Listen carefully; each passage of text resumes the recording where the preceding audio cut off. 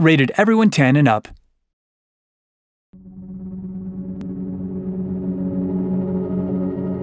Arca's Path is a beautiful and engaging story about a little girl who lives on a bit of a dump. She finds this mask and it takes her to some very amazing places.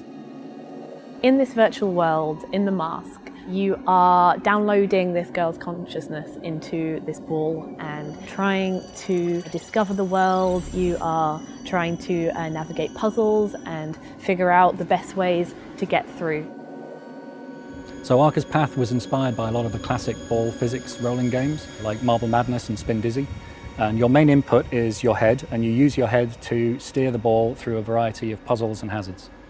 The simplicity of control of just using your head means it's very engaging, very gettable, and you really focus on moving forward. You can navigate this full 3D landscape and platforms just by looking around. Throughout the story of Arca's Path, the character that you play as arrives in this beautiful sort of fairy tale world, and it's very peaceful and you're just exploring these really beautiful landscapes and gardens. But as the game progresses, you discover that things aren't quite what they seem, and the world becomes a bit more hostile, so you start to encounter much more challenging environments.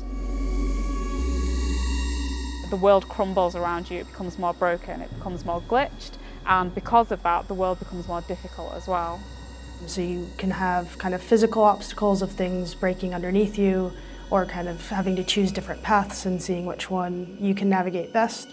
So we're trying to create a range of different emotions in Arca's Path. There are certain levels that are very relaxing, beautiful gardens that are fun to explore at a slow pace.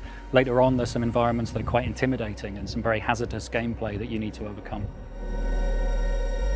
So we really want the world of Arca's Path to feel enticing and kind of mysterious. We want the player, when they're rolling through, even on the kind of quiet, not particularly challenging sections, we want there to be loads for the player to look at. And then later on, when things get a little bit darker, we want the player to feel that kind of slightly chaotic, oppressive computer simulation going a bit haywire. So you get a range of emotions throughout the game. The way I feel when I'm playing Arca's Path is relaxed, engaged, and wanting to know what's going to happen next.